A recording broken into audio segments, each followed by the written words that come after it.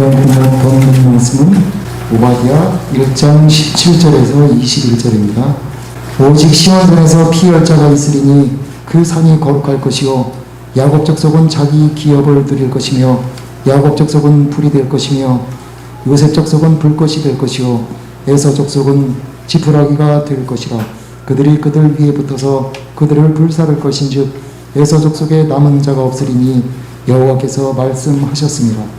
그들이 네겝과 에서의 산과 평지와 블레셋을 얻을 것이요 또 그들이 에브라임의 들과 사마리아의 들을 얻을 것이며 베냐민은 길르앗을 얻을 것이며 사로잡혔던 이스라엘의 많은 자손은 가나안 사람들에게 속한 이 땅을 사르밧까지 얻을 것이며 예루살렘에서 사로잡혔던 자들 곧 스바닷에 있는 자들은 네겝의 성읍들을 얻을 것이니라.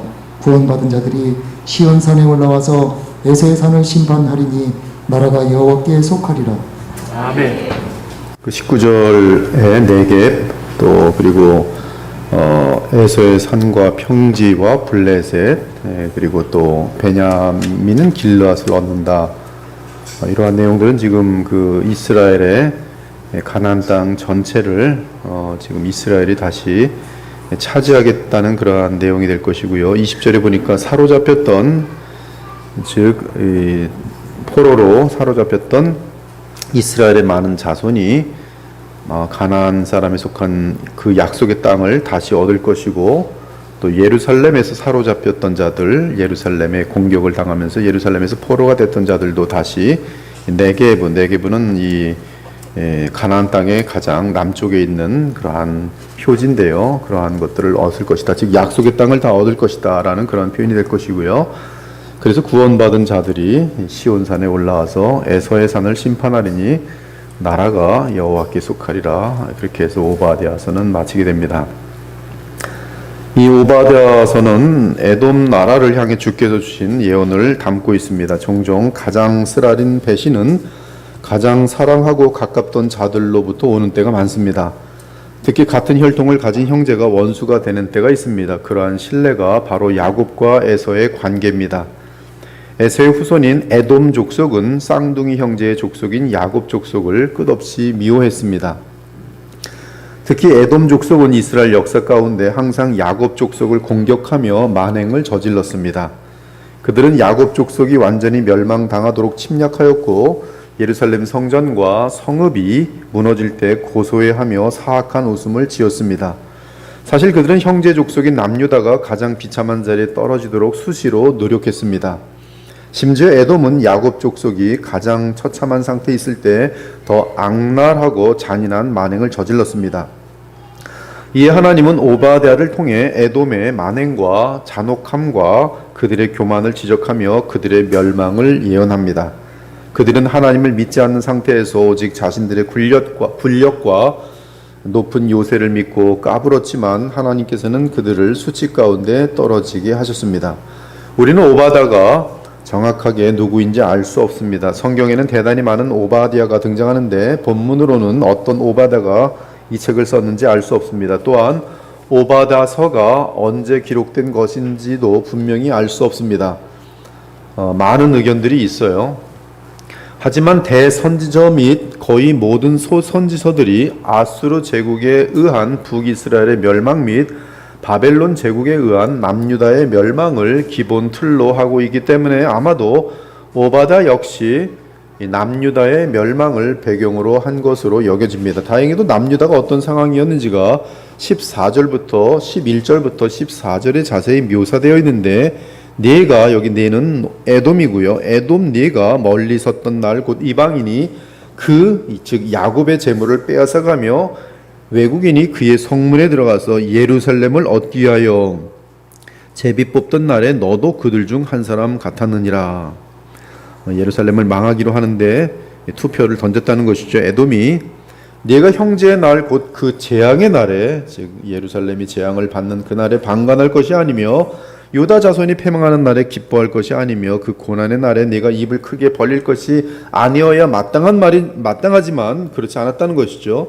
내 백성이 환난을 당하는 날에 네가 그 성문에 들어가지 않았어야 되는데 그렇지 않을 것이며 환난을 당하는 날에 네가 그 고난을 방관하지 않을 것이며 환난을 당하는 날에 네가 그 재물에 손을 대지 않을 것이며 네 거리에 서서 이 재앙을 받고 도망하는 사람들을 막지 말았어야 되는데 너희는 막았다는 그런 뜻이에요. 고난의 날에 그 남은 자를 원수에게 넘기지 않을 것이라. 그러나 너희들은 그 남은 자를 원수에게 넘겼다. 이에 시편 137편 7절 같은 구절은 에돔이 예루살렘 성전과 도성이 멸망하던 날에 어떤 짓을 했는지를 고발합니다. 여호와여, 예루살렘이 멸망하던 날을 기억하시고 에돔 자손을 치소서. 그들의 말이 헐어버리라 헐어버리라 그 기초까지 헐어버리라 하였나이다. 즉 에돔 족속은 야곱 족속이 느부갓네살, 바벨론의 느부갓네살의 공격 때문에 방어력을 상실했을 때 예루살렘 성을 마음껏 노략했을 뿐만 아니라 예루살렘에서 도망하는 유다 백성을 무자비하게 학살했던 것이, 이에 이사야 선지자도 에돔의 멸망을 예언했습니다. 여호와의 칼이 하늘에서 족하게 마셨은즉 보라, 이것이 에돔 위에 내리며 진멸하기로 한 백성 위에 내려 그를 심판할 것이라. 이 에돔을 에서 단일화 한 사람인 것처럼 성경은 묘사하지만 그 에돔에게 속한 모든 족속을 의미합니다.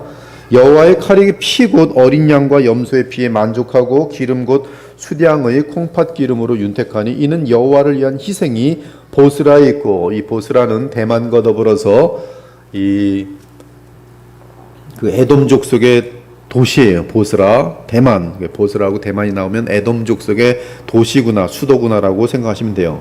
여호와를 위한 희생이 보스라에 있고 큰 살육이 에돔 땅에 있음이라. 들소와 송아지와 수소가 함께 도살장에 내려가니 그들의 땅이 피에 취하며 흙이 기름으로 윤택하리라.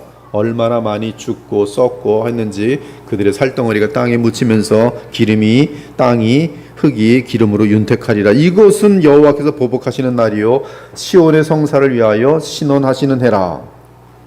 에돔의 시내들은 변화의 역청이 되고 그 티끌은 유황이 되고 그 땅은 불붙는 역청이 되며 낮에나 밤에나 꺼지지 아니하고 그 연기가 끊임없이 떠오를 것이며 세세 황무하여 그리로 지날 자가 영영이 없겠고 당아새와 고슴도치가 그 땅을 차지하며 부엉이와 까마귀가 거기에 살 것이라. 여호와께서 그 위에 혼란의 줄과 공허의 줄을 들이우실 것인즉 그들이 국가를 이으려 하여 귀인들을 부르되 아무도 없겠고 모든 방백도 없게 될 것이요 그 궁궐에는 가시나무가 나며 그 견고한 성에는 엉겅퀴와 새품이 살아서 승냥이의 굴과 타조의 처소가 될 것이니 들짐승이 이리와 만나며 숫 염소가 그 동료를 부르며 올빼미가 거기에 살면서 쉬는 처소로 삼며 부엉이가 거기에 깃들이고 알을 낳아가서 그 그늘에 모으며 솔개들도 각각 제 짝과 함께 거기에 모이리라.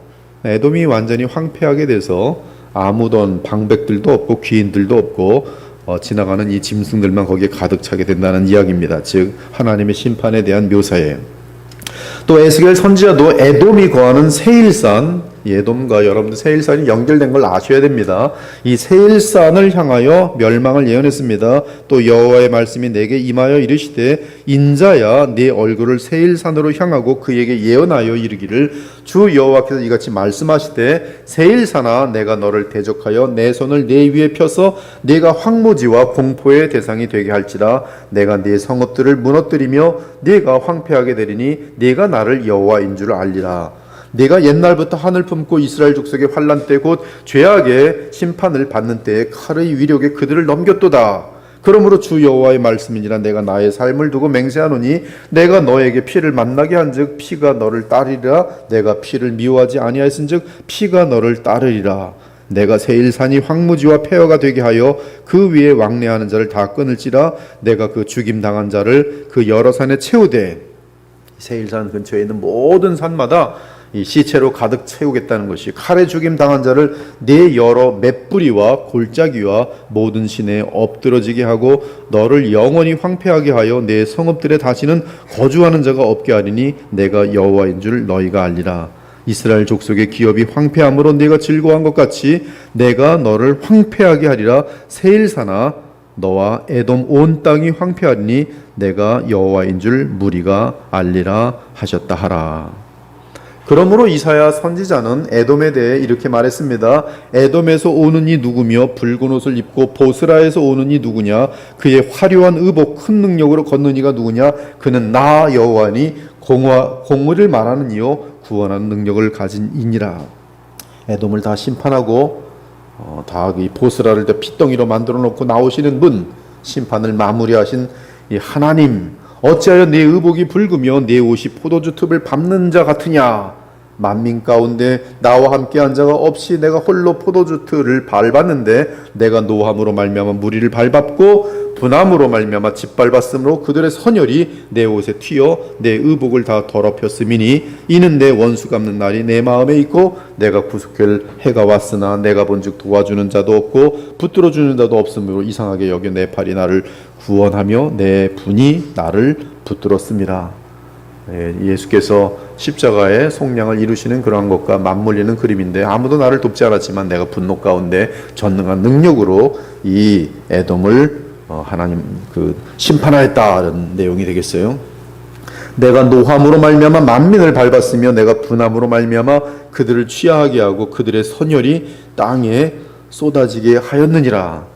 지금 오바댜서를 다루니까 여러분 생소한 거를 마치 얼굴들을 보니까 태어나서 처음 듣는 얼굴들이에요. 지금 다 계속 들으시면 됩니다. 마음 활짝 열고. 이는 에돔과 에돔의 수도인 보스라를 멸하고 대만도 마찬가지고요. 승리하는 그리스도의 십자가와 부활을 알려주는 내용입니다. 그리고 그 구속 사역을 아무도 도울 수 없지만 예수께서 홀로 감당하신다는 말씀이 그때 멸망의 대상인 에돔과 보스라는 놀랍게도 그리스도 예수님을 대적하는 모든 복음의 원수들을 대표하고 있습니다. 에돔이 성경 전체에서 무엇을 대표하는가? 바로 하나님의 택한 백성 야곱을 대적하고 그 야곱의 그 씨인 메시아 그리스도를 대적하는 모든 복음의 원수들을 대표하는 단어가 에돔이에요. 그래서 여러분 구약에서는 에돔을 많이 보게 돼요. 신약에서는 에돔을 3번 발견하게 됩니다.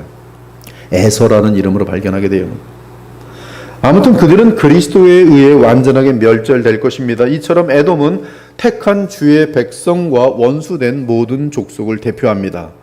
에돔과 야곱과의 투쟁은 창세기에서 그들이 태어날 때부터 이삭의 아내 리브가의 뱃속에서부터 시작됩니다. 이삭이 그의 아내가 임신하지 못함으로 그를 위하여 여호와께 간구하며 여호와께서 그의 간구를 들으셨으므로 그의 아내 리브가가 임신하였더니 그 아들들이 그의 태 속에서 서로 싸우는지라. 그가 이르되 이럴 경우는 내가 어찌할꼬 하고 가서 여호와께 묻자온데 여호와께서 그에게 이르시되 두 국민이 네 태중에 있구나 두 민족이 네 복중에서부터 나누이리라. 이 족속이 저 족속보다 강하겠고 큰 자가 어린 자를 섬기려 하였더라. 그 해산 기한이 찬즉 태에 쌍둥이가 있었는데 먼저 나온 자는 붉고 전신이 털옷 같아서 이름을 에서라 하였고 후에 나온 아우는 손으로 에서의 발꿈치를 잡았으므로 그 이름을 야곱이라 하였으므로 리브가가 그들을 낳을 때 이삭이 60세였더라. 또한 야곱이 그 뱃속에서부터 벌써 싸웠어요. 원수입니다. 야곱이 밧단 아람에서 살다가 에서를 떠난 지 20년 후에 고향으로 돌아올 때 하마터면 그는 에서의 손에 죽을 뻔하였지만 브니엘에서 여호와의 사자인 우리 주 예수 그리스도와 친히 만나게 되므로 생명을 보존하게 됩니다. 사자들이 야곱에게 돌아와 이르되 우리가 주인의 형 에서에게 이른즉 그가 400명을 거느리고 주인을 만나려고 오더이다. 야곱이 심히 두렵고 답답하여 자기와 함께한 동행자와 양과 소와 낙타를 두 떼로 나누고 이르되 에서가 와서 한 떼를 치면 남은 한 떼는 피하리라 하고 야곱이 또 이르되 내 조부 아브라함의 하나님 내 아버지 이삭의 하나님 여호와여 주께서 전에 내게 명하시기를 내 고향 네 족속에게로 돌아가라 내가 네게 은혜를 베풀리라 하셨나이다. 내가 주께 간구하오니 내 형의 손에서 에서의 손에서 나를 건져내시옵소서. 내가 그를 두려워하면 그가 와서 나와 내 처자들을 칠까 겁이 나기 때문이니이다. 주께서 말씀하시기를 내가 반드시 내게 은혜를 베풀어 내 씨로 바다에 셀 수 없는 모래와 같이 많게 하리라 하셨나이다. 야곱이 거기서 밤을 지내고 그 소유 중에서 형 에서를 위하여 예물을 택하여 그의 앞서 보내고 야곱은 홀로 남았더니 어떤 사람이 날이 새도록 야곱과 씨름하다가 자기가 야곱을 이기지 못함을 보고 그가 야곱의 허벅지 관절을 치매 야곱의 허벅지 관절이 그 사람과 씨름할 때 어긋났더라. 그가 이르되 날이 새려하니 나로 가게 하라. 야곱이 이르되 당신이 내게 축복하지 아니하면 가게 하지 아니하겠나이다. 그 사람이 그에게 이르되 내 이름이 무엇이냐. 그가 이르되 야곱이니이다. 그가 이르되 내 이름을 다시는 야곱이라 부를 것이 아니요 이스라엘이라 부를 것이니 이는 내가 하나님과 및 사람들과 겨루어 이겼음이니라. 야곱이 청하여 이르되 당신의 이름을 알려주소서. 그 사람이 이르되 어찌하여 내 이름을 묻느냐 하고 거기서 야곱에게 축복한지라. 그러므로 야곱이 그곳 이름을 브니엘이라 하였으니 그가 이르기를 내가 하나님과 대면하여 보았으나 내 생명이 보존되었다 함이더라. 만일 그날 밤에 야곱이 우리 주 예수님을 만나 뵙지 못했다면 야곱은 에서에게 완전하게 멸망당했을 것이, 그러나 하늘의 하나님께 기도하며 하늘의 지혜를 따라 행하고 또한 예수님을 만나 철저하게 모든 것을 내려놓자 하나님의 역사에 의해 야곱은 에서의 미움과 공격을 피할 수 있었어요. 이는 장차 야곱에게 속한 주의 백성이 에돔으로 대표되는 가짜 교회 및 세상으로부터 오직 그리스도의 능력으로만 그들의 박해를 감당할 수 있음을 보여줍니다. 그 후 에돔 족속은 사해의 남쪽 끝에 있는 세일산에 살았습니다. 에돔이 살고 있던 지역을 이두메라고 부릅니다. 이두메, 그것이 에돔이에요. 에돔, 이두메, 발음이 같습니다. 그것이 세일산이에요. 그들은 이스라엘이 애굽에서 나와서 광야를 지나 약속의 땅 가나안에 들어가고자 할 때 세일 지역을 지나는 것을 허락하지 않습니다. 모세가 가데스에서 에돔 왕에게 사신을 보내며 이르되 당신의 형제 이스라엘의 말에 우리가 당한 모든 고난을 당신도 아시거니와 우리 조상들이 애굽으로 내려갔으므로 우리가 애굽에 오래 거주하였더니 애굽인이 우리 조상들과 우리를 학대하였으므로 우리가 여호와께 부르짖었더니 우리 소리를 들으시고 천사를 보내사 우리를 애굽에서 인도하여 내셨나이다. 이제 우리가 당신의 변방 모퉁이 한 성읍 가데스에 있사오니 청하건대 우리에게 당신의 땅을 지나가게 하소서. 우리가 밭으로나 포도원으로나 지나가지 아니하고 울물물도 마시지 아니하고 왕의 큰 길로만 지나가고 당신의 지경에서 나가기까지 왼쪽으로나 오른쪽으로나 치우치지 아니하리이다 하라 하였더니 에돔 왕이 대답하되 너는 우리 가운데로 지나가지 못하리라. 내가 칼을 들고 나아가 너를 대적할까 하노라. 이스라엘 자손이 이르되 우리가 큰 길로만 지나가겠고 우리나 우리 짐승이 당신의 물을 마시면 그 값을 낼 것이라. 우리가 도보로 지나갈 뿐인즉 아무 일도 없으리이다 하나 에돔 왕이 이르되 너는 지나가지 못하리라 하고 에돔 왕이 많은 백성을 거느리고 나와서 강한 손으로 막으니 에돔 왕은 이같이 이스라엘이 그의 영토로 지나감을 용납하지 아니하므로 이스라엘이 그들에게서 돌이키니라. 그들은 하나님의 백성인 이스라엘 자손을 철저하게 배척하며 조금도 도움을 주지 않았습니다. 그 결국 구약의 마지막 성경인 말라기를 보면 주 여호와께서 에돔에 대해 야곱의 영원한 원수로 언급하시며 에돔을 미워하시는 것을 발견합니다. 여호와께서 말라기를 통하여 이스라엘에게 말씀하신 경고라. 여호와께서 이르시되 내가 너희를 사랑하였노라 하나 너희는 이르기를 주께서 어떻게 우리를 사랑하셨나이까 하는도다. 나 여호와가 말하노라. 에서는 야곱의 형이 아니냐. 그러나 내가 야곱을 사랑하였고 에서는 미워하였으며 그의 산들을 황폐하게 하였고 그의 산업을 광야의 이리들에게 넘겼느니라. 에돔은 말하기를 우리가 무너뜨림을 당하였으나 황폐된 곳을 다시 쌓으리라 하거니와 나 만군의 여호와는 이르노라. 그들은 쌓을지라도 나는 헐리라. 사람들이 그들을 일컬어 악한 지역이라 할 것이요 여호와의 영원한 진노를 받은 백성이라 할 것이며 너희는 눈으로 보고 이르기를 여호와께서는 이스라엘 지역 밖에서도 크시다 하리라. 이 야곱을 향한 에돔의 미움이 가장 두드러진 때는 헤롯 왕이 야곱의 자손으로 오시는 예수 그리스도를 죽이려 한 때였지. 이때 헤롯 대왕은 이두메 사람이라고 하는데 이두메는 곧 에돔이, 헤롯 대왕은 에돔 사람입니다. 이에 헤롯이 박사들에게 속은 줄 알고 심히 노하여 사람을 보내어 베들레헴과 그 모든 지경 안에 있는 사내 아이를 박사들에게 자세히 알아본 그때를 기준하여 2살부터 그 아래로 다 죽이니, 이에 선지자 예레미야를 통하여 말씀하신 바 라마에서 슬퍼하며 크게 통곡하는 소리가 들리니 라헬이 그 자식을 위하여 애곡하는 것이라. 그가 자식이 없으므로 위로받기를 거절하였도다 함이 이루어졌느니라. 이스라엘 백성이 이 헤롯 대왕, 이두메 사람, 에돔 사람 다 죽여버린 거예요. 그리고 빌라도와 원래 원수였지만 예수님을 조롱하고 업신여기는 과정에서 빌라도의 친구가 된 헤롯 안티파스 역시 에돔 사람입니다. 신기한 것은 예수님은 에돔 사람 헤롯 안티파스의 신문하는 질문에 아무런 답변을 하지 않으세요. 빌라도가 대제장들과 무리에게 이르되 내가 보니 이 사람에게 죄가 없도다 하니, 무리가 더욱 강하게 말하되 그가 온 유대에서 가르치고 갈릴리에서부터 시작하여 여기까지 와서 백성을 소동하게 하나이다. 빌라도가 듣고 그가 갈릴리 사람이냐 물어 헤롯의 관할에 속한 줄 알고 헤롯에게 보내니 그때 헤롯이 예루살렘에 있더라. 헤롯이 예수를 보고 매우 기뻐하니 이는 그의 소문을 들었으므로 보고자 한 지 오래였고 또한 무엇이나 이적 행하심을 볼까 바랐던 연고로라. 여러 말로 물으나 아무 말도 대답하지 아니하시니 대제장들과 서기관들이 서서 힘써 예수를 고발하더라. 헤롯이 그 군인들과 함께 예수를 업신여기며 희롱하고 빛난 옷을 입혀 빌라도에게 도로 보내니, 헤롯과 빌라도는 전에는 원수였으나 당일에 서로 친구가 되니라. 그 이후 요한의 형제 사도 야고보를 죽이고 베드로를 옥에 가둔 헤롯 아그리파 1세 역시 에돔 사람이었어요. 그때 헤롯 왕이 손을 들어 교회 중에서 몇 사람을 해하려 하여 요한의 형제 야고보를 칼로 죽이니, 유대인들이 이를 기뻐하는 것을 보고 베드로도 잡으려 할세 때는 무교절 기간이라 잡음에 옥에 가두어 군인 넷씩은 네 패에게 맡겨 지키고 유월절 후에 백성 앞에 끌어 내어 심판하여 죽이고자 하더라. 주의 사도들을 죽이고자 한 헤롯 아그리파, 이처럼 에돔 가문은 늘 복음의 원수로 행하였습니다. 그러나 주 70년에 로마 디두 장군에 의해 예루살렘이 멸망할 때 에돔 사람들, 즉 이두메 사람들 역시 역사 속에서 완전히 사라졌습니다. 이는 오바댜 및 이사야, 예레미야, 에스겔을 통해 주셨던 에돔에 대한 여호와 하나님의 예언이 완벽하게 이루어진 것입니다.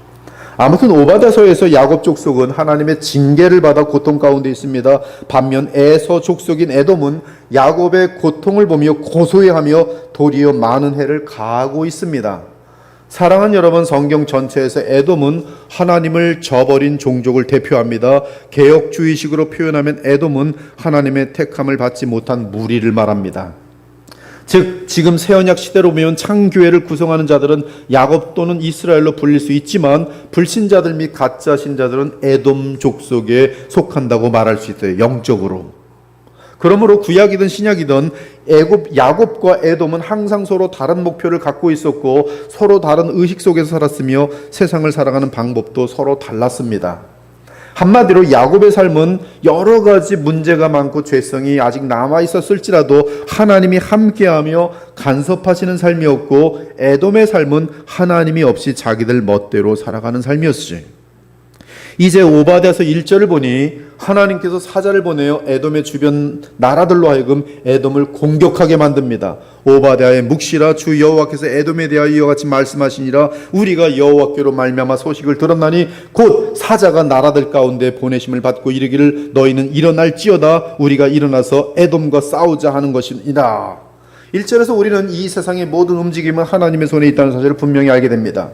즉 인류 역사는 하나님의 백성을 중심으로 하여 이끄시는 하나님의 완전한 주권 가운데 있다는 사실이 모든 선자들 그 마음 깊게 깔려있는 사상이에요. 그리고 2절 이하는 하나님께서 에돔을 어떻게 처리하실지에 대한 예언이 담겨 있어요. 쉬운 성경으로 읽겠습니다. 내가 너를 온 나라 가운데서 가장 작은 나라로 만들겠다. 너는 크게 멸시를 받을 것이다. 내가 바위 틈에 살며 높은 곳에 집을 짓고 마음속으로 아무도 나를 땅바닥으로 끌어내리지 못한다라고 말하지만 너의 교만이 너를 속이고 있다. 내가 독수리처럼 높이 날며 별들 가운데 둥지를 튼다 하여도 내가 너를 거기에서 끌어내리겠다. 여호와의 말씀이다. 도둑이 들어오거나 밤에 강도가 들이닥치는 것이 오히려 내게는 더 나았을 것이다. 그들은 필요한 것만 훔쳐간다. 일꾼들이 와서 포도나무에 포도를 딴다 하더라도 얼마 정도는 남겨놓는다. 그러나 너 에돔이 약탈을 당할 때는 모든 물건들과 보물까지 전부 다 빼앗길 것이다. 한때 너와 친구였던 동맹국들마저 너를 네 땅에서 쫓아낼 것이다. 너와 평화롭게 지내던 나라들도 너를 속이고 정복할 것이다. 지금 네가 믿고 의지하는 친구들도 너를 함정에 빠뜨릴 궁리를 하고 있다. 하지만 너는 그것을 깨닫지 못하고 있다. 여호와의 말씀이다. 그날에 내가 에돔의 지혜로운 사람을 다 없애겠다. 에돔 산지에 사는 슬기로운 사람들을 다 모두 없애겠다. 대만아, 너의 용사들이 두려워 떨 것이다. 에돔 산지의 모든 백성이 다 죽음을 당하게 될 것이다. 그리고 여호와께서는 오바댜를 통해 에돔이 왜 하나님의 심판을 받게 되는지 그 이유를 나열합니다. 그것이 10절부터 14절이에요. 이미 읽어보았어요. 쉬운 성경으로 계속 읽습니다. 너는 네 친척 야곱에게 폭력을 휘둘렀다. 그러나 내가 부끄러움을 당할 것이며 영원히 멸망할 것이다. 낯선 사람들이 이스라엘의 보물을 빼앗아갈 때도 너는 멀리서 지켜보기만 했다. 외국인들이 이스라엘의 성문에 들이닥쳐 제비를 뽑아 예루살렘을 나누어 가질 때도 너는 그들과 한패였다. 하지만 너는 네 형제 야곱이 재앙을 당할 때 그것을 보고 비웃지 않았어야 했다. 유다가 망하는 것을 보고 기뻐하지 않았어야 했다. 유다 백성이 어려움에 빠진 것을 보고 스스로 우쭐대지 않았어야 했다.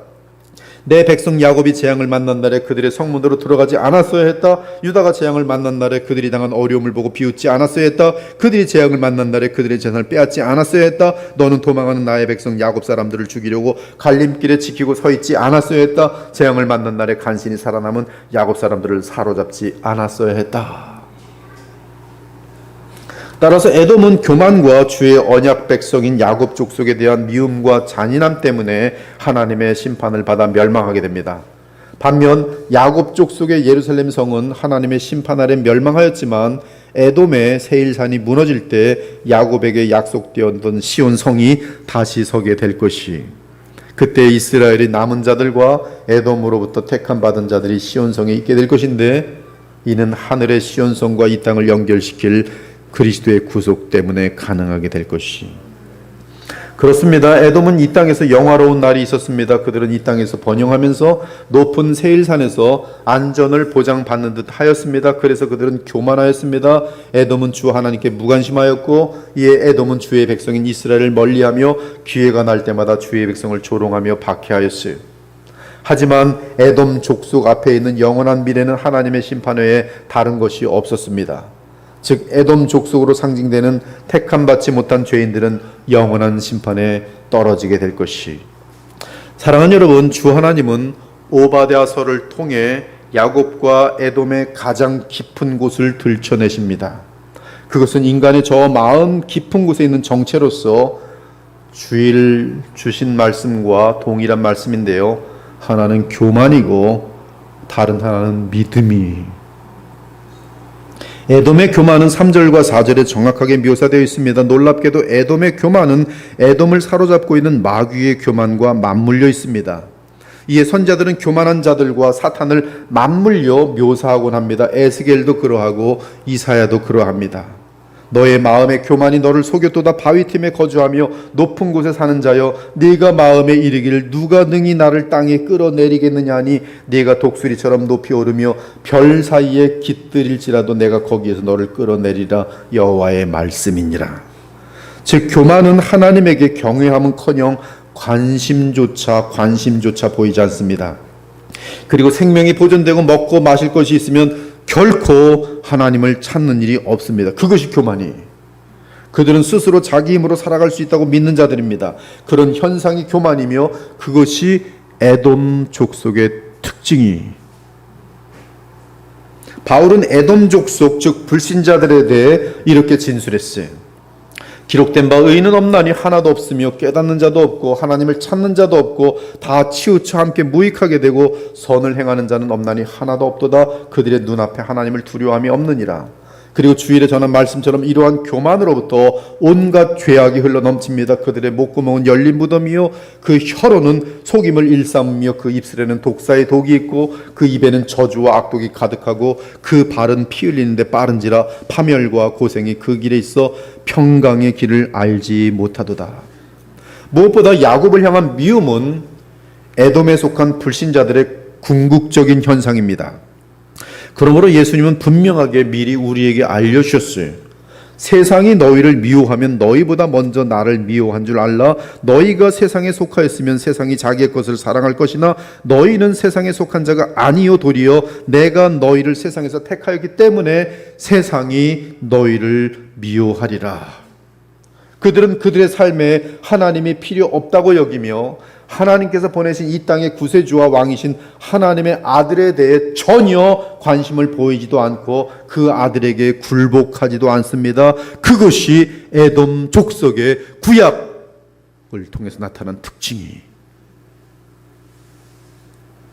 히브리서 사도는 에돔의 특징을 더욱 구체적으로 알려줍니다. 너희는 하나님의 은혜에 이르지 못하는 자가 없도록 또 쓴뿌리가 나서 괴롭게 하여 많은 사람이 이로 말미암아 더럽게 되지 않게 하며 음행하는 자와 혹 한 그릇 음식을 위하여 장자의 명분을 판 에서와 같이 망령된 자가 없도록 살피라.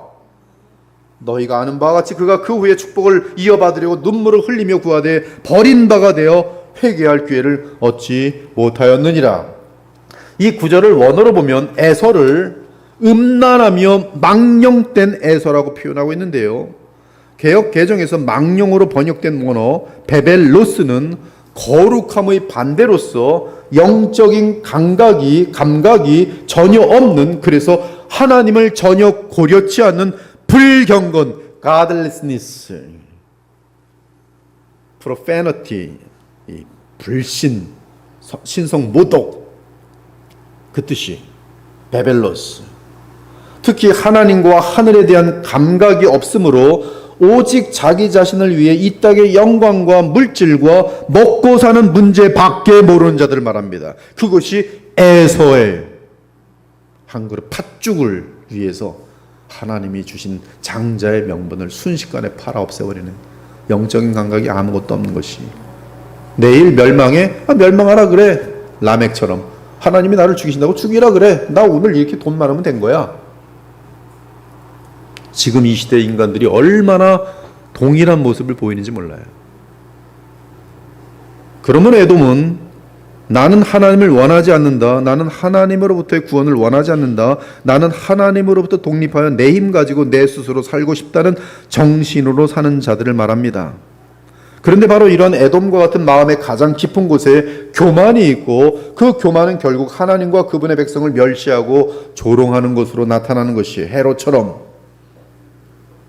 그리고 그러한 멸시는 하나님의 영원한 아들인 우리 주 예수 그리스도를 향해 노골적으로 나타나 결국 예수 그리스도를 미움과 조롱 가운데 십자가에 못 박는 것이, 심지어 그리스도께 속한 참 교회를 향해서도 무관심과 조롱과 박해와 공격을 일삼는 것이 누가? 에돔이.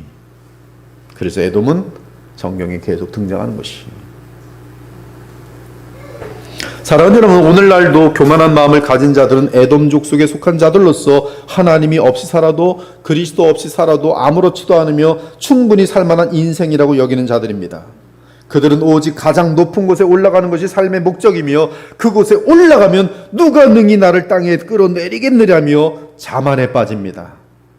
그들은 자신들이 높이 서 있는 자리가 매우 든든하다고 확신하고 그 누구도 그 높은 자리를 흔들 수 없다고 자신만만해합니다. 그들은 그들의 거처가 바위로 둘러싸였기에 아무도 그들의 요새를 허물 수 없다고 장담합니다. 그것이 오늘 오바댜서의 모든 묘사들이. 이제 어느덧 에돔의 교만은 죄악의 열매를 맺기 시작합니다. 우리는 에돔 족속을 통해 한 가지 배우게 되는데, 교만은 기회가 닿으면 폭력과 잔인함과 완고함으로 나타난다는 사실이. 처음에는 교만은 피동적인 잔인함을 나타냅니다. 여러분, 교만의 발전을 잘 알고 계셔야 돼요. 교만은 처음에는 피동적인 모습을 나타내요. 그 피동적인 교만의 모습은 무엇이냐면 무자비함이, 남이 안 되면 고소해하는 마음이, 무정한 것이, 그것이 피동적인 교만이 나타내는 피동적인 악한 모습이. 그런데 피동적인 잔인함을 나타내는 교만은 어느덧 과감하게 되면서 적극적인 죄악들을 드러냅니다. 그것은 음란, 배약, 권위도전, 배은망덕, 악을 도모함 등이. 특히 누군가가 멸망을 당하면 국률과 자비는커녕 도리어 사악한 미소와 쾌감을 즐기면서 비참하게 된 상대의 상태를 기회로 삼아 내 것을 챙기는데 혈안이 되는 자들이 바로 교만이. 틀림없습니다. 이것은 성경의 계시. 교만한 사람들은 점점 그 교만이 발전하면 남의 멸망을 기회로 삼아서 자기 것을 챙기는 사람들이 돼요. 그것이 지금 이 시대 사람들입니다. 무서워요. 제가 안식년에 좀 다녀보는데 뭐 호텔들하고 차 렌트하는 데마다 눈들이 보면 어떻게 하면 등쳐먹을까 그것밖에 없어요. 그냥 비행기 타서 지쳐갖고 새벽에 도착했는데 보니까 뭐 차보험이니 뭐니 그냥 막 뭐라고 얘기해놓고서는 몇천 불씩 그냥 때려버리는 거예요. 뭐 그냥 순식간입니다. 돌아오고 나서도 무슨 뭐 계속 보내면서 네 차에 보니까 범퍼에 크게 찌그러져 갖고 너 차 사고 났는데 왜 얘 보고를 안 했냐, 너 지금 이 차 고치려면 몇천 불 내야 된다, 협박을 하면서 이메일이 곧바로 날라오더라고요. 돈밖에 몰라요. 무섭습니다. 아주 적극적인 악행이, 이것이 교만한 사람들의 모습이. 이 에돔은 혈연 관계로 쌍둥이인 야곱의 불행과 비참을 보고 매우 즐거워했을 뿐만 아니라 그때를 놓치지 않고 온갖 만행과 악행을 야곱에게 행하였던 것이, 이것이 교만이 나타내는 적극적인 악행이. 왜 이러한 현상으로 발전합니까? 그것은 다름 아닌 하나님에 대한 경외심이 전혀 없기 때문이며 살아계신 하나님은 안중에도 없기 때문에, 그리고 교만은 결국 지독한 자기 중심적인 강한 성향이기 때문에, 교만한 사람은 자기 중심입니다. 자기밖에 몰라요. 이기적인 자기 중심적인 강한 지독한 성향이 교만이기 때문에 결국 자기 것을 무한하게 쌓으며 지독하게 잔인하고 탐욕스럽고 이기적인 존재가 되는 것이. 그러므로 교만은 무서운 겁니다. 교만을 가볍게 여기시면 안 돼요. 그것은 무서운 겁니다. 그것이 발전하면 히틀러처럼 되어도 조금도 눈 하나 깜짝하지 않는 것이 교만이. 그리고 그러한 교만이 에돔 족속처럼 공동체적으로 나타날 때 그 족속은 한없이 사악하여지는 것이, 그러한 공동체적인 현상이 바로 노아 때의 모습이고 소돔과 고모라 때의 현상인 것이. 그러므로 하나님을 경외하지 않는 자들에게 어떤 선함을 기대한다는 것은 일시적으로는 가능하지만 궁극적으로는 결코 불가능합니다. 따라서 신자는 불신자와 결혼하면 안 되는 것이고, 불신자와 보증관계를 맺거나 함께 언약을 맺는 사업을 해서는 안 되는 것이. 여러분들은 하나님을 경외하지만 그들은 사실 결국은 돈밖에 없어요. 그것이 궁극입니다, 그들에게. 왜? 하나님의 심판을 두려워하지 않기 때문에. 지금은 그럴듯하니까 아주 친한 척하고 뭐 밥도 사주는 거 하지만 끝에 가서 궁극적으로 변하면 싹 달라져요. 이제 지독한 교만 및 만용에 빠져 주의 자녀인 야곱 족속에게 한없는 잔인함과 박해를 가한 에돔을 하나님께서 심판하십니다. 내가 거기에서 너를 끌어내리리라. 내가 에돔에서 지혜 있는 자를 멸하며 에서의 산에서 지각 있는 자를 멸하리라. 대만아, 내가 너의 용사들이 두려워 떨도록 만들 것이다. 에서 산지의 모든 백성이 죽을 것이다. 그리고 하나님은 최종 판결을 내리십니다. 내가 네 형제 야곱에게 행한 포악으로 말미암아 부끄러움을 당하고 영원히 멸절되리라. 그런데 오바댜의 마지막 절인 21절을 보면 그 후에 구원받은 자들이 시온산에 올라와서 에서의 산을 심판하리니 나라가 여호와께 속하리라고 말합니다. 21절은 시온산과 에서의 산인 세일산을 대조시키고 있어요. 이 세일산은 에돔으로 하여금 교만을 불러일으키게 만든 지극히 높은 산입니다. 그런데 구원받은 자들이 시온산에 오를 것이고 에서의 산은 무너져 내리고 에돔 나라는 여호와께 속하게 될 것이라고 말합니다. 여기 나라는 열방인데요, 그 열방 나라가 에돔 나라로 대표되고 있어요.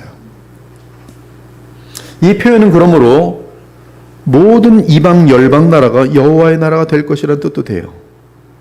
신기한 것은 15절부터 에돔은 놀랍게도 야곱 나라를 조롱하고 박해하는 세상 모든 나라들을 대표합니다.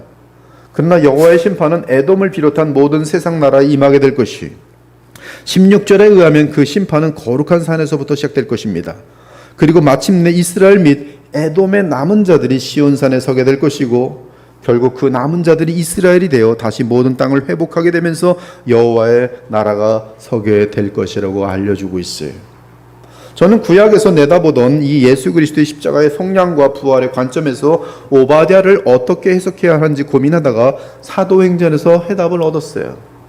그것은 예수님의 동생 야고보 사도의 성경 해석에 담겨 있었습니다. 사도행전 15장을 보면 예루살렘 총회의 최고 지도자였던 야고보가 이방인의 구원 문제를 요약하며 언급합니다. 말을 마침에 야고보가 대답하여 이르되 형제들아 내 말을 들으라. 하나님이 처음으로 이방인 중에서 자기 이름을 위할 백성을 취하시려고 그들을 돌보신 것을 시몬 베드로가 말하였으니 선자들의 말씀이 이와 일치하도다. 기록된 바 이후에 내가 돌아와서 다윗의 무너진 장막을 다시 지으며 또 그 허물어진 것을 다시 지어 일으키리니 이는 그 남은 사람들과 내 이름으로 일컬음을 받는 모든 이방인들로 주를 찾게 하려 함이라 하셨으니 즉 예로부터 이것을 알게 하시는 주의 말씀이라 함과 같으니라. 이 놀라운 말씀인데요. 여기서 야고보 사도가 모든 이방인들이 주의 나라로 들어오게 되는 사건을 증명하기 위해 인용한 구약 구절은 아모스 9장 11절에서 12절입니다. 아모스 9장 11, 12절을 보니까 그날에 내가 다윗의 무너진 장막을 일으키고 그것들의 틈을 막으며 그 허물어진 것을 일으켜서 옛적과 같이 세우고 그들이 에돔의 남은 자와 내 이름으로 일컫는 만국을 기업으로 얻게 하리라. 이 일을 행하시는 여호와의 말씀이니라. 그런데 야고보는 그 에돔을 무엇으로 바꿨냐면 모든 이방인들로 바꾸었어요. 우리는 방금 오바댜서에서 에돔은 모든 이방인들, 불신 이방인들, 이방 나라들을 대표하는 것을 확인했습니다. 정확하게 맞는 내용이. 야고보는 정확하게 그렇게 이해를 하여 연결시키고 있어요. 즉 에돔은 비록 구약 시대에는 야곱의 원수였고 영적으로도 참 이스라엘의 영원한 원수로서 모든 열방 중에 불신자들을 뜻하지만 놀랍게도 신약 시대에 와서는 오직 불신자들로만 가득하던 이방 나라들로부터 즉 에돔으로부터 주께로부터 택함을 받은 자들이 있어서 구원을 얻게 된다는 사실이, 그 표현을 에돔의 남은 자와 내 이름으로 일컫는 만국을 기업으로 얻게 되리라. 언제부터 그런 일이 발생합니까? 바로 예수님의 부활 승천하심으로 성령이 오신 그날부터예요. 즉 복음이 온 세상 끝까지 전파되기 시작하는 성령 강림의 날부터입니다. 그러므로 복음은 더더욱 모든 세상 나라들의 불신자들을 향한 영원한 멸망을 선명하게 선포하는 주의 경고일 뿐만 아니라 동시에 모든 나라들로부터 택한 주의 자녀들을 모아 참 이스라엘을 이루는 하나님의 경륜인 것이에요. 로마서 9장 10장 11절에 보면 참 이스라엘은 혈통이 아니라 하나님의 택함 받은 구약이든 신약이든 주의 참된 거듭난 백성인 사실을 알려주고 있어요.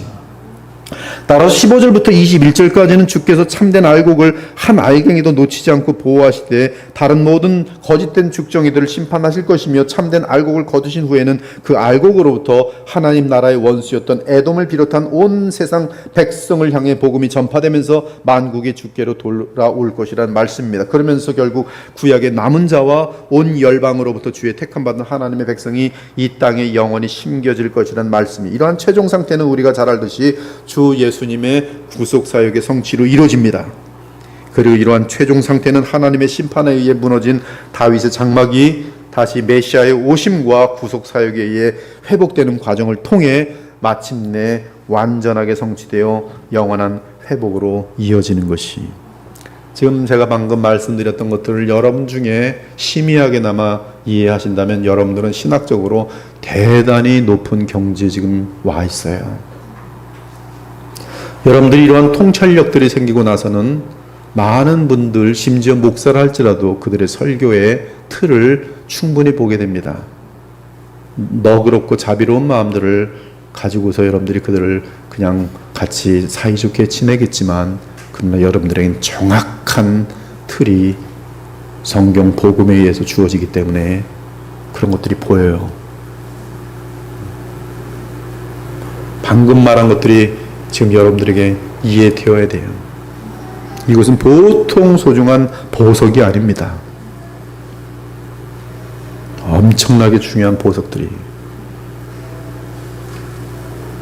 그러므로 예수님의 동생 야고보 사도의 구약 해석에 따르면 부활 승천하신 그리스도께서는 구약 시대의 남은 자들을 씨앗으로 하여 만국 백성을 주께로 돌아오게 하실 것입니다. 이것이 오바댜 선지자가 예언한 실제 내용으로서 성령의 시대와 메시아 시대의 완성을 바라보고 남긴 예언이었던 것이, 이 모든 예언은 우리 주 예수 그리스도께서 주시는 예언인 것이, 그리고 메시아의 완성된 시대는 새하늘과 새 땅으로 이어질 것이, 그러므로 부활 승천하신 우리 주 영광의 그리스도께서 계시록을 통해, 계시록 누가 주셨어요? 부활 승천하신 우리 주 예수 그리스도께서 주신 계시입니다. 그때 계시록을 통해 주신 마지막 날에 대한 예언은 오바댜의 이스라엘 및 에돔과 관련한 예언과 겹치는 것을 발견합니다. 일곱째 천사가 나팔을 불매 하늘에 큰 음성들이 나서 이르되 세상 나라가 우리 주와 그의 그리스도의 나라가 되어 그가 세세토록 왕노릇 하시리로다. 사랑하는 여러분, 오늘 우리는 복음의 시대 가운데 에돔의 멸망을 너무나 분명하게 알고 배웠어요. 하지만 그럼에도 그리스도를 의지하는 믿음을 방편으로 하여 열방 나라 가운데 남은 자들이 계속 구원을 받으면서 영원한 시온산에 이르게 될 것이, 그러므로 우리는 오늘 오바댜의 결론으로 오직 시온산에서 피할 자가 있으리니 그 산이 거룩할 것이요 야곱 족속은 자기 기업을 누릴 것이라는 말씀을 취하여서 우리의 영원한 피난처인 주 예수 그리스도를 모든 사람들에게 권해야 할 것이, 만일 예수 그리스도를 영접하지 않는 불신자들은 에돔 족속으로 영원히 남게 되면서 영원한 하나님의 심판 아래 반드시 처하게 될, 그렇죠? 그리고 우리 역시 과거에는 에돔 족속이었지만 오직 하나님의 은혜로 그리스도 안에서 주를 믿음으로 구원을 얻어 시온산에 이르게 된 자들이 누군가? 바로 저와 여러분들이 이미 이르렀어요. 그리스도 안에서. 이번에 뉴 커버넌트 신학 그 해설 15일부터 시작하는데, 게알더스 워스라는 분의 위대한 정말 복음에 대해서 너무나 깊게 예수 그리스도를 사랑하면서 주께서 허락하신 그 체계들을 알려준 내용들이 성경 신학의 최고의 아버지인데, 그분이 또한 조직적으로 하나님 말씀 복음을 정확하게 꿰뚫어 있는 내용들이, 그런 것을 우리 교회가 다루고 있다는 사실이 지금 놀라운 일들이에요. 지금 그것도 여러분 일반 성도들이, 신학자들도 제대로 이해하지 못하는, 즉 복음적인 개념이 없기 때문에 이해를 못하는 거예요.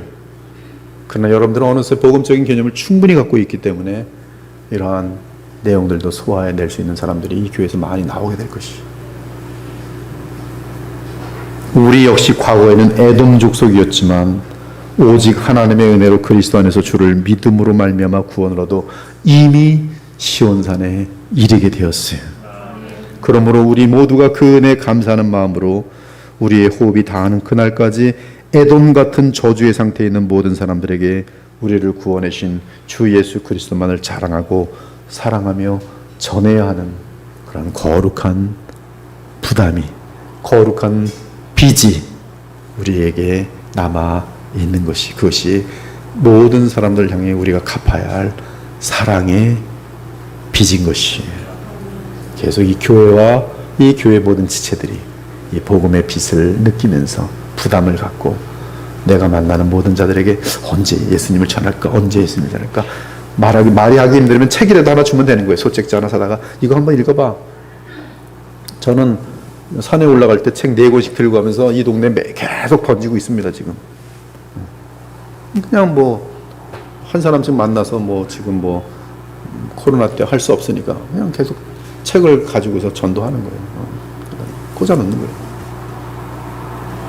여러분들도 오늘 하나님의 은혜로 이렇게 에돔 족속이었던, 영원히 멸망받아 마땅한 여러분 에돔 족속이었습니다.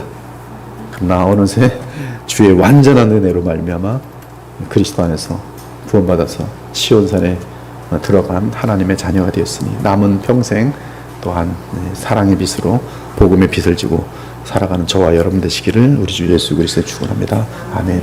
주 하나님 감사합니다. 오늘 오바댜서를 통해서 주의 복음을 나누었습니다. 주의 사랑하는 은혜가 주의 백성들에게 임하게 하셔서 오늘 말씀 붙들고 더욱 감사하며, 또 오바댜서를 기준으로 해서 또 다른 모든 소선지자들과 대선지자들과 또 구약에 있는 많은 내용들을 그리스도 안에서 신구약 전체를 관통하여 복음 안에서 깨달아 알아가면서 나날이 계속 그리스도만을 더 의지하고 사랑하는 가운데 하나님 안에서 우리 주께서 베푸시는 은혜와 사랑이 얼마나 큰지 말로 다 표현할 수 없는 기쁨들과 평강을 누리며 살아가는 복된 주의 백성들이 다 될 수 있도록 도와주시옵소서. 우리 그리스도의 보혈교회가 복음의 빚진 자로서 이 세상의 복음을 전해야 하는 큰 부담을 갖고 그 복음에는 거룩의 분량까지 성장할 수 있다는 복음의 능력을 또한 포함한 가운데 제시하여서 온전한 복음으로 온 세상을 변화시키는데 또 많은 교회들이 큰 본이 되는데 조금도 부족함이 없는 복음의 교회가 될 수 있도록 이 시대에 하나님께서 이 교회를 높여주시고 이 교회에 임재하여 주시고 역사하여 주시고 많은 주의 종들이 배출될 수 있도록 우리 하나님 사랑하시고 함께하여 주시옵소서. 감사드리며 살아계신 우리 주 예수 그리스도의 이름으로 기도합니다. 아멘.